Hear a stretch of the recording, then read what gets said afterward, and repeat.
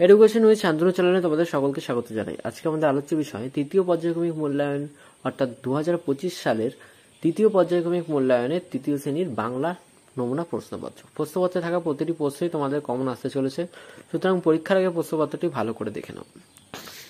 আমাদের পূর্ণমান 50, অর্থাৎ পরীক্ষা হবে 50 নম্বরে। প্রশ্নপত্র 1 থেকে বলেছে সঠিক উত্তরটি নির্বাচন করো, যার মান হচ্ছে 5। 5টা প্রশ্ন আছে যার মান হচ্ছে 5। প্রথম প্রশ্ন বলেছে আজ ছুটি, আজ 15ই আগস্ট। এই দিনটি প্রজাতন্ত্র দিবস না স্বাধীনতা দিবস না রবীন্দ্র জয়ন্তী? উত্তর হবে স্বাধীনতা দিবস। ঘনাদা চরিত্রটি সৃষ্টি করেছেন নারায়ণ গঙ্গোপাধ্যায়, রবীন্দ্রনাথ ঠাকুর, পেবেন্দ্র মিত্র। উত্তর হবে পেবেন্দ্র মিত্র।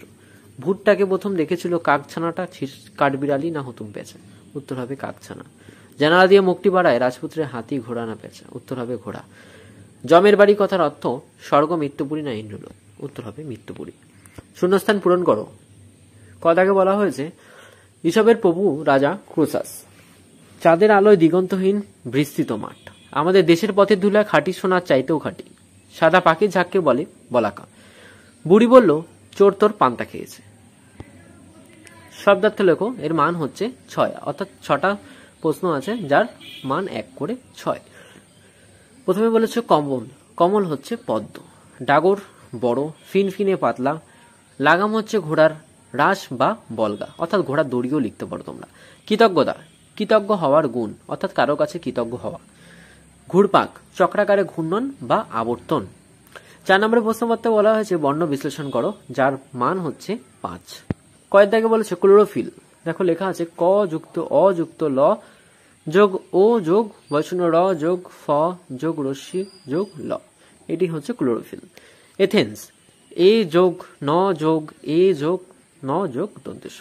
আশ্চর্য, আ যোগ তালিবেশ্ব যোগ চ যোগ বচন র যোগ অন্তে জ যোগ অ, আশ্চর্য। সারাক্ষণ, দন্তেশ্ব যোগ আ যুক্ত র যুক্ত অ যুক্ত ক যুক্ত পেটকটা স যুক্ত অ যুক্ত মূর্ধন্য।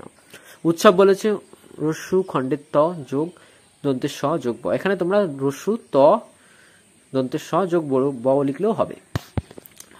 5 নম্বরের প্রশ্নপত্রে বলা হয়েছে বাক্য রচনা করো, যার মান হচ্ছে 5। 5টা আছে যার মান 5 হবে। রোদ্দুর, মেঘ কেটে যাওয়ার পর রোদ্দুর দেখা গেল। পান্তাবড়ি, পান্তাবড়ি হলো উপেন্দ্র কিশোর রায়চৌধুরীর লেখা একটি ছোট গল্পের নাম।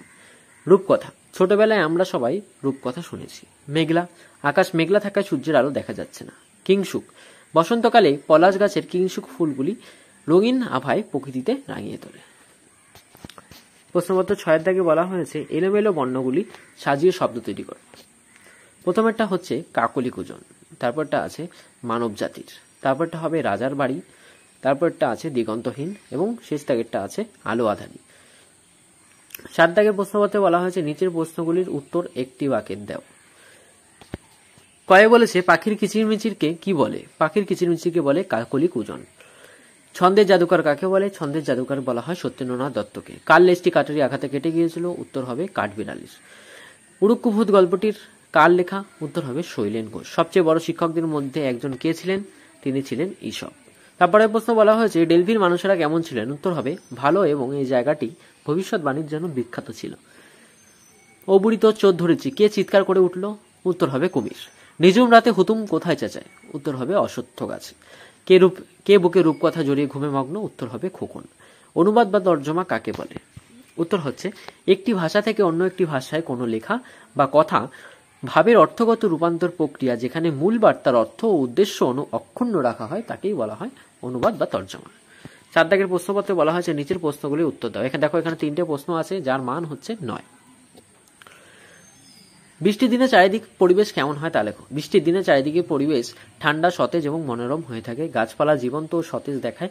বাতাসে মাটির সোদা গন্ধ ছড়িয়ে পড়ে এবং বৃষ্টির ফোঁটার শব্দে প্রকৃতির সুর সৃষ্টি হয়।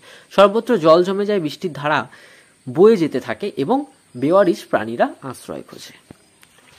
প্রশ্নপত্র 6 দাগে বলা হয়েছে দেশের প্রতি তোমার অনুভূতির কথা 4-5টি বাক্যে লেখো।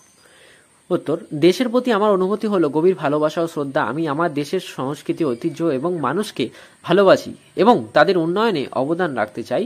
দেশের সার্বভৌমত্ব, স্বাধীনতা ও সমৃদ্ধি রক্ষায় আমি সবসময় চেষ্টা করব, সাধারণের এবং কল্যাণের কাজ করব।